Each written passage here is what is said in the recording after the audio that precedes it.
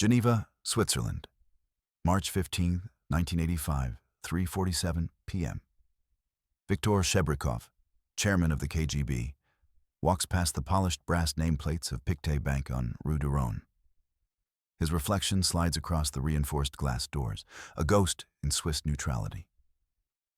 Inside, he'll deposit classified funds into accounts managed by the same private bankers who, at 9 a.m. this morning, handled a CIA station chief's operational money. The Swiss banker who greets him with a firm handshake and a warm "Bienvenue, monsieur," knows exactly who Victor is. The banker also knows he'll never tell. 3 floors above, in a nondescript office rented under a German pharmaceutical company's name, CIA operative Robert Hansen reviews surveillance photos of Soviet diplomats entering this very building. He doesn't know, cannot know, that the KGB maintains accounts here too. The Swiss have engineered the perfect paradox. A nation where sworn enemies conduct their most sensitive financial operations in the same marble corridors, sometimes on the same day, always in absolute secrecy. This isn't an accident. This is Switzerland's Cold War masterpiece. For 45 years, while the world teetered on the edge of nuclear annihilation, Switzerland transformed itself into the one place where the rules didn't apply. Not because the Swiss were naive about the espionage unfolding in their cities, but because they understood something fundamental. In a world divided by ideology, neutrality wasn't a moral position. It was the most profitable business model ever conceived. When World War II ended, Switzerland faced an identity crisis. The nation that had maintained armed neutrality through 6 years of total war now found itself surrounded by a continent split between 2 nuclear-armed superpowers. Swiss officials initially believed their traditional neutrality, codified since the Congress of Vienna in 1815, would simply continue as it always had. "We thought neutrality meant staying out of conflicts," Swiss federal councillor Max Petitpierre said in 1947.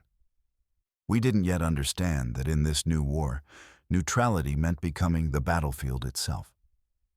American intelligence initially viewed Switzerland with suspicion. CIA Director Allen Dulles, who had run the OSS Bern station during World War II, understood Swiss capabilities intimately. "The Swiss are not naive mountain bankers," he wrote in a 1948 memo to President Truman. "They're sophisticated operators who've perfected the art of profiting from discretion. We need them more than they need us." The Soviets saw Switzerland differently, as a bourgeois capitalist sanctuary, but one with unique advantages. KGB chairman Ivan Serov noted in a 1954 internal report, "Switzerland offers what Moscow cannot: anonymity, financial infrastructure, and proximity to Western targets. We must establish permanent presence." Both superpowers faced the same calculation. Switzerland's banking secrecy laws, strengthened in 1934, made it the only place where intelligence operations could be funded without leaving traces. The Swiss Federal Banking Commission had created what amounted to financial invisibility. And in the espionage world, invisibility was worth more than any weapon system. Swiss authorities weren't blind to what was happening. They knew foreign intelligence services were flooding into Geneva, Zurich, Bern, and Basel. But they made a calculated choice that would define the Cold War's shadow economy. "If we try to stop them, they'll simply move to Vienna or Brussels," Swiss Justice Minister Markus Feldman told Parliament in 1951. "Better they operate here, where we can monitor them, than somewhere beyond our control. And better they pay Swiss banks than Austrian or Belgian ones." This logic, simultaneously pragmatic and cynical, would transform Switzerland into what CIA internal documents called the neutral ground for non-neutral activities. Switzerland's evolution into spy capital began not with banks, but with geography and history. Positioned at the crossroads of Western Europe, sharing borders with France, Germany, Italy, Austria, and Liechtenstein, Switzerland was physically positioned at the Cold War's most critical juncture, where NATO met the Eastern Bloc through Austrian neutrality. The foundations were laid between 1945 and 1950. The Swiss intelligence service, despite its small size, had developed sophisticated capabilities during World War II. Colonel Roger Masson, who ran Swiss military intelligence from 1937 to 1945, had maintained contact networks throughout Europe. When the Cold War began, those networks didn't disappear, they evolved. Alan Dulles arrived in Bern in November 1942 as the OSS chief. His headquarters at Herrengasse 23 became legendary in intelligence circles, the place where German officers plotted against Hitler, where resistance networks coordinated operations, where information from across occupied Europe flowed through neutral Swiss territory. When Dulles left in 1945, he'd mapped every useful contact, banker, and safe house in Switzerland. Dulles understood what Switzerland offered. Former CIA officer Miles Copeland later wrote, "Not just neutrality, but a working model for how intelligence could operate in plain sight if you had the right financial infrastructure." The infrastructure was remarkable. Swiss banking secrecy, established by the 1934 Federal Act on Banks and Savings Banks, made it a criminal offense for bank employees to reveal client information. Account numbers replaced names. Numbered accounts, the famous Swiss innovation, meant even bank employees handling transactions wouldn't necessarily know whose money they were moving. For intelligence operations, this was revolutionary. CIA station chiefs could maintain operational accounts without paper trails leading to Langley. KGB residency chiefs could fund agents without Moscow Center's accountants tracking every franc. Both sides could pay the same corrupt official from accounts in the same bank, and neither would know about the other. The Swiss Federal Council made their position clear in a classified 1949 directive.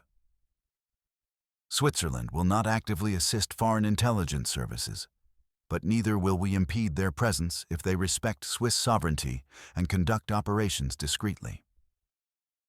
Translation: spy all you want. Just don't embarrass us. The Americans moved first and fastest. By 1952, the CIA had established what it called Swiss base infrastructure, a network of fronts, accounts, and safe properties across Switzerland. Former CIA officer William Colby later revealed, "We had more operational accounts in Switzerland than any country except West Germany. Swiss francs could move anywhere without attracting attention." Geneva became the primary hub because of the United Nations. Established there in 1946, the UN provided perfect cover for intelligence personnel. Every major power maintained large UN missions, and the Swiss couldn't legally surveil UN grounds. As CIA officer Robert Crowley put it, Geneva was paradise. Diplomatic immunity, banking infrastructure, and a host government that looked the other way, as long as we didn't blow anything up. The KGB took longer to establish their presence, hampered by Swiss anti-communist sentiment and tighter scrutiny of Soviet nationals. But by 1955, they'd found their solution. Use Eastern European satellite services as proxies.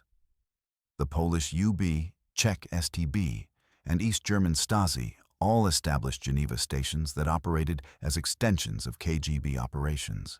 We couldn't match the Americans' freedom of movement, former KGB Colonel Oleg Kalugin recalled. But we could match their banking access. The Swiss didn't care if you were communist or capitalist, only that you had money and kept quiet. By 1960, Switzerland hosted an estimated 300-400 intelligence officers from both sides, along with thousands of informants, cutouts, and support personnel. The Swiss Internal Security Service, the Federal Intelligence Service, later the Strategic Intelligence Service, monitored this activity but rarely intervened. Zurich, Switzerland, May 7, 1961, 11:23 p.m. Colonel Oleg Penkovsky, GRU military intelligence officer, sits in a rented apartment on Remystrasse, Across from him, CIA officer George Kiesewetter checks the Minox camera's battery one more time.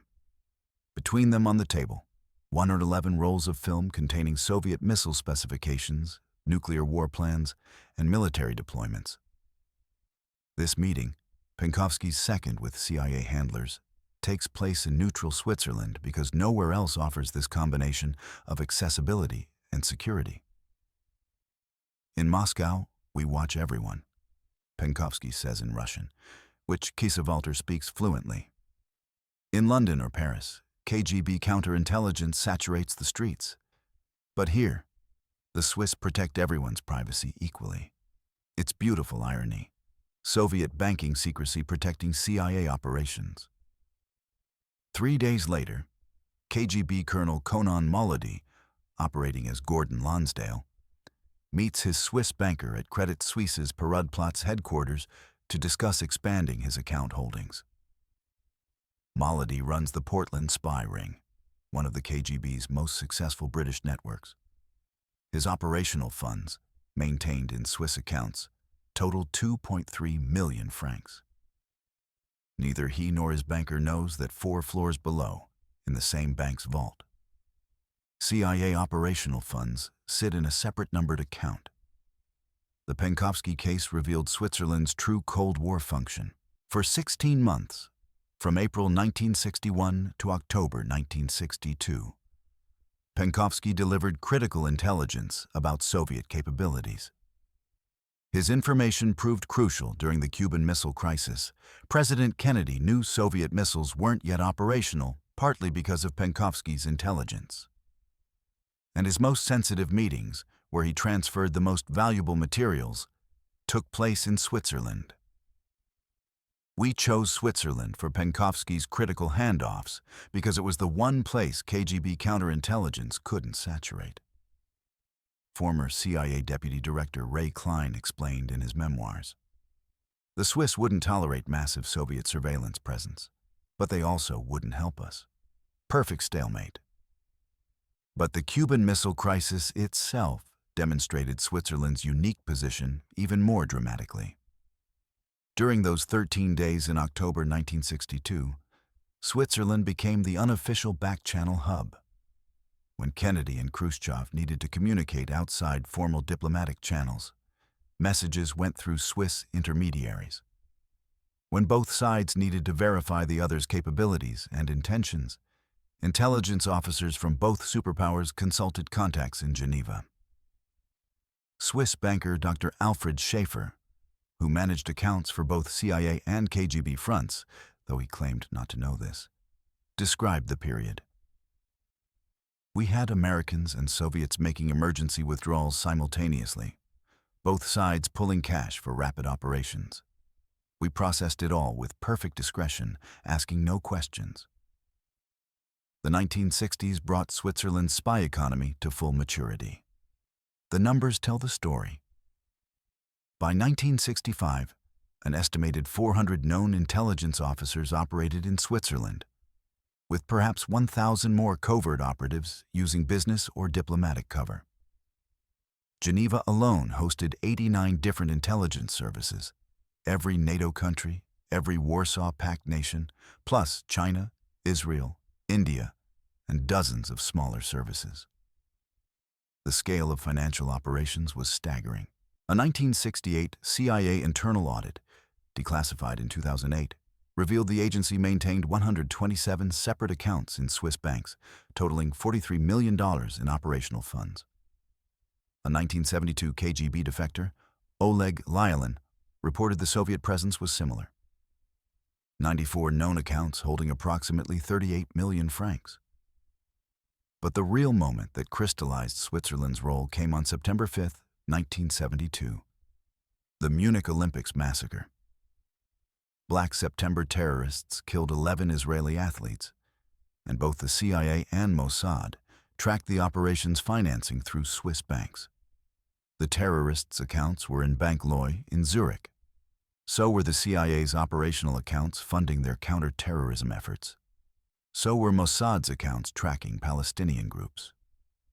We were all banking at Bank Loy, former Mossad officer Viktor Ostrovsky later revealed. The CIA, Mossad, probably the KGB, and the terrorists we were all tracking. The Swiss didn't care. They just processed the transactions. The 1970s brought the most brazen example of Switzerland's parallel universe, the spy swap economy. When the US and USSR needed to exchange captured agents, Switzerland became the preferred location. The Glienicke Bridge in Berlin was famous, but Switzerland was more common. On June 11, 1976, CIA officer Martha Peterson was arrested by the KGB in Moscow while servicing a dead drop. She was held for 8 days before being expelled. Her release was negotiated through Swiss channels, with Soviet diplomat Valdek Enger, arrested for espionage in New Jersey, being released simultaneously. The agreement was finalized in Geneva, at the Intercontinental Hotel, where both CIA and KGB maintained permanent rooms. The Swiss hosted more spy swaps than anyone outside Berlin, former FBI counterintelligence agent David Major said. Geneva became the place where you worked out the details before the actual exchange. Neutral ground, secure communications, banking facilities to handle any financial aspects of the deal. But the most extraordinary revelation came later. In 1985, CIA officer Aldrich Ames began spying for the KGB. For 9 years, he betrayed dozens of agents and operations. How did the KGB pay him? Through Swiss accounts. Ames received over $2.7 million, much of it funneled through Credit Suisse and UBS accounts that the KGB established through Eastern European intermediaries. Here's the kicker. The FBI eventually tracked Ames's Swiss accounts, but they couldn't access them directly due to Swiss banking secrecy laws. It took until 1993, after Ames was already under surveillance, for Swiss authorities to cooperate. Even in the 1990s, with the Cold War over, Swiss banks protected their clients' privacy first. American inter-Western evolution. By the late 1970s, the CIA had perfected Swiss operations into a science. The agency maintained 3 distinct Swiss networks. Financial infrastructure, 150-plus accounts across major banks, with automated transfer systems that could move operational funds anywhere in the world within hours. Former CIA officer Frank Snepp described it. Switzerland was our ATM. Need emergency funds in Beirut? Transfer from Zurich? Need to pay an asset in Warsaw? Route it through Geneva. Operational bases. The CIA established what it called permanent infrastructure. Apartments, offices, safe houses, and communication facilities rented under deep cover fronts. Many were in Geneva's international quarter, within walking distance of UN facilities. Technical operations. Switzerland's advanced telecommunications and proximity to Eastern Europe made it ideal for technical intelligence. The CIA's Bern station ran signals intelligence operations monitoring Eastern European communications transiting through Swiss networks. The Americans also leveraged Switzerland for recruitment. Geneva's international atmosphere meant Soviet officials regularly attended conferences, cultural events, and diplomatic functions. CIA case officers could approach targets in environments where heavy KGB counterintelligence presence was impossible. We recruited more Soviet officials in Switzerland than anywhere except third world countries, former CIA officer Milt Bearden recalled. The Swiss environment gave Soviets a taste of Western life, good restaurants, luxury goods, banking privacy, and made them more receptive to pitches. The 1980s brought technological evolution. The CIA began using Swiss banks not just for accounts, but for electronic intelligence gathering. A 1987 operation, codename classified, but referenced in congressional testimony, involved CIA technical officers installing monitoring equipment in Swiss bank computer systems to track Soviet financial transfers. The Swiss never learned about it, or claimed they didn't. Soviet or Eastern Bloc counter moves. The KGB's Swiss operations evolved differently, constrained by Swiss suspicion of Soviet activities, but enabled by Eastern European proxy services. The Soviets established what KGB documents called the Geneva window, a three-layered system. First layer, official Soviet diplomatic presence, heavily watched by Swiss security. Second layer, Eastern European satellite services, Polish, Czech, East German, with more operational freedom. Third layer, deep cover illegals using Western identities, totally unknown to Swiss authorities. Colonel Sergei Tretyakov, who defected in 2000, described the system. Geneva was our Western foothold. We ran scientific intelligence from there, stealing technology, recruiting Western scientists. And we used Swiss banks extensively. The KGB had accounts in every major Swiss bank by 1980. The Soviets were particularly sophisticated in their banking operations. They used nested account structures, Soviet front companies based in Vienna or Frankfurt holding accounts in Swiss banks, which then held sub-accounts for specific operations. This made tracking Soviet money nearly impossible. The KGB also exploited Switzerland's diplomatic hosting role. Geneva hosted countless East-West negotiations, SALT talks, Geneva Summit, Conference on Security and Cooperation in Europe discussions. Every negotiation brought intelligence opportunities. KGB officers recruited Western officials, compromised delegates, and ran technical operations against hotel rooms and conference facilities. But the Soviets faced one major constraint: money. While the CIA had nearly unlimited operational funds, the KGB operated under tighter budgets. Swiss accounts were expensive to maintain: bank fees, rental costs for front properties, payments to Swiss nationals for cover employment.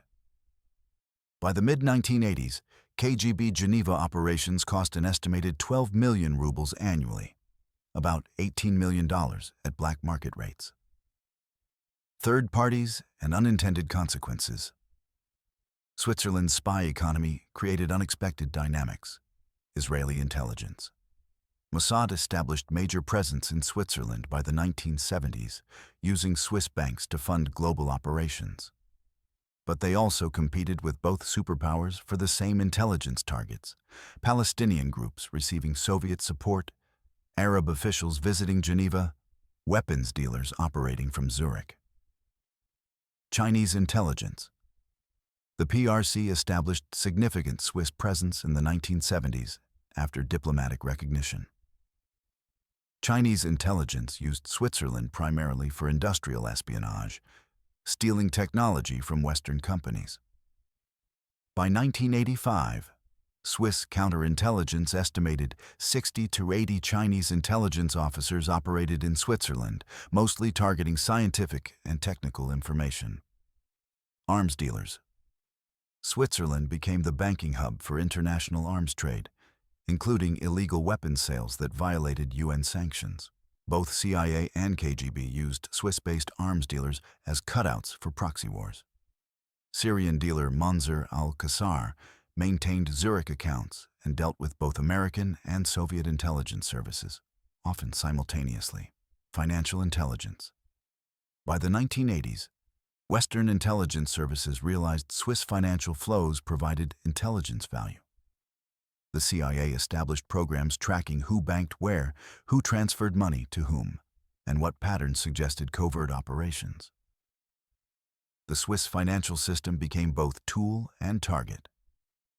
The most significant unintended consequence: Switzerland's spy economy created a permanent infrastructure for post-Cold War espionage and financial crime.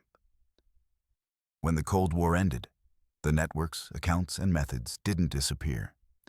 They were repurposed for terrorism financing, organized crime, and corporate espionage.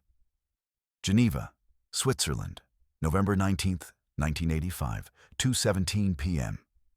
President Ronald Reagan and General Secretary Mikhail Gorbachev meet at Maison de Saussure, an 18th-century villa overlooking Lake Geneva. While they discuss nuclear arms reduction inside, something remarkable happens outside.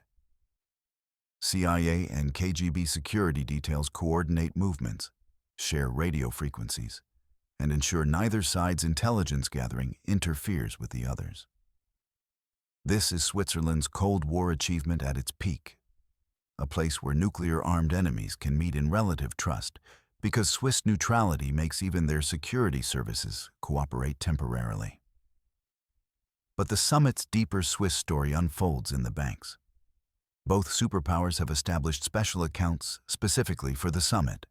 CIA accounts holding operational funds for last-minute intelligence needs, KGB accounts funding their delegations' activities and potential recruitment operations. Bank Pictet, Credit Suisse, and UBS all handle summit-related transactions, knowing full well who their clients are.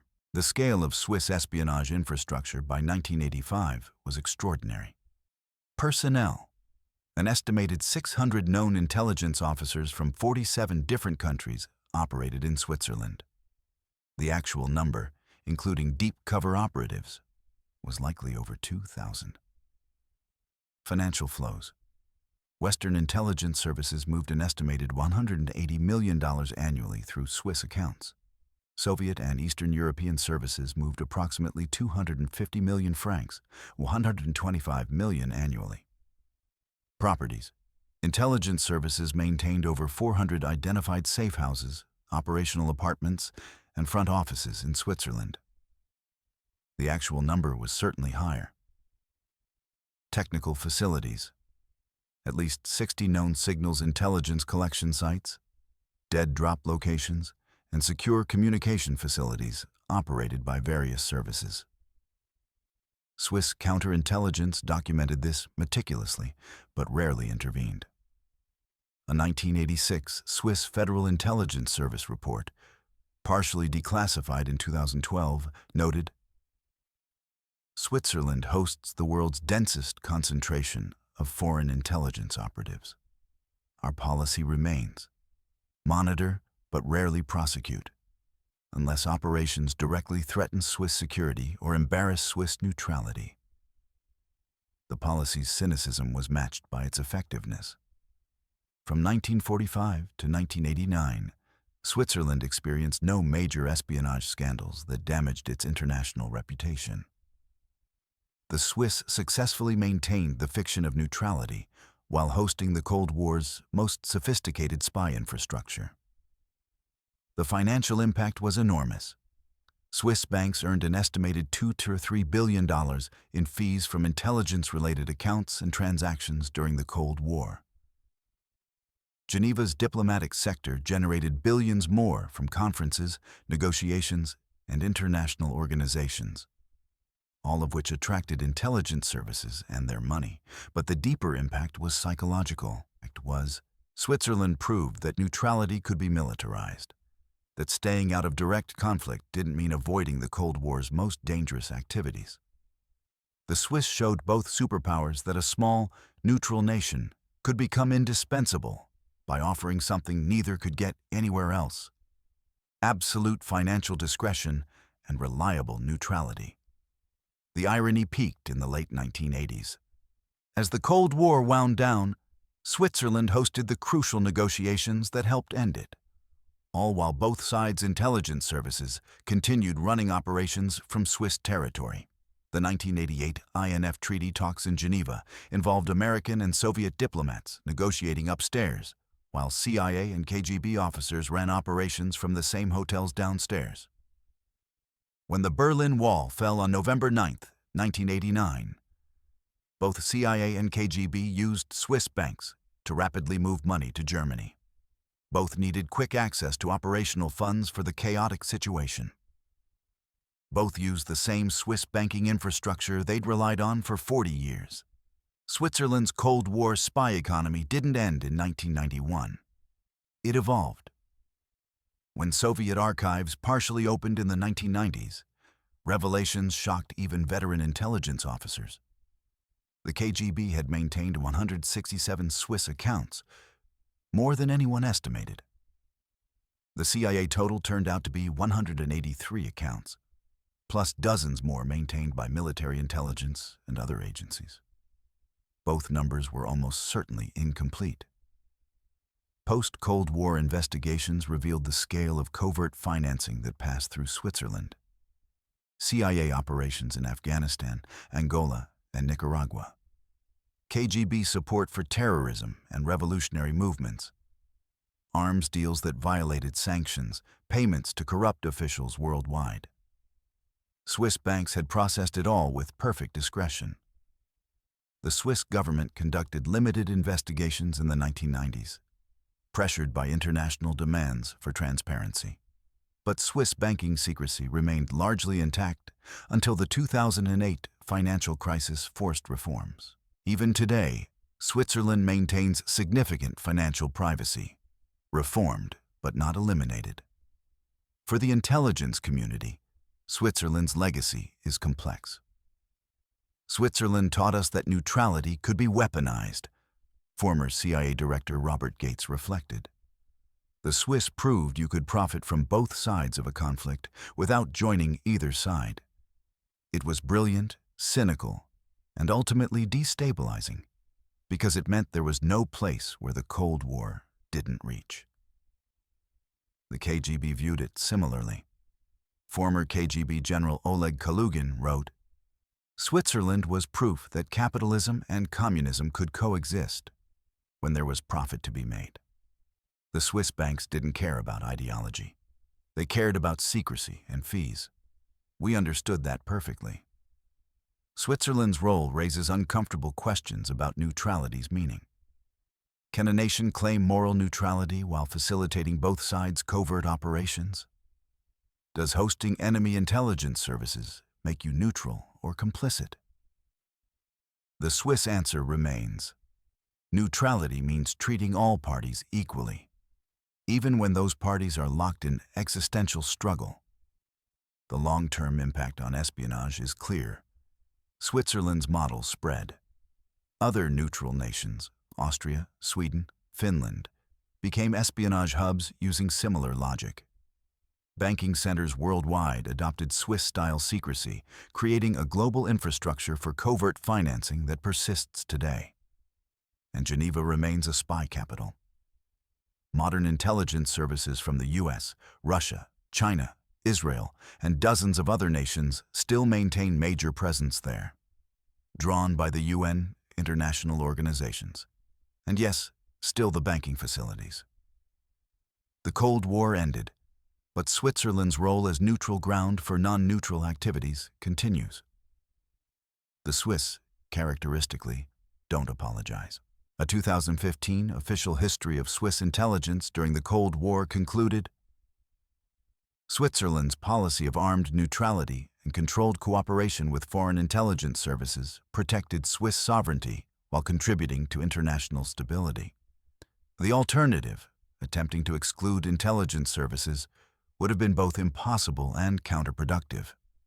Translation: everyone spied in Switzerland. We profited enormously, and it worked out fine for us. Back on Rue de Rhône in Geneva, the banks still stand. Some have merged or rebranded, but the buildings remain. Pictet, Credit Suisse, UBS, the marble corridors where CIA and KGB once banked in the same buildings. Walk past them today and you'll see business people, diplomats, and tourists. You might also see intelligence officers. The Swiss certainly do. They just don't say anything about it.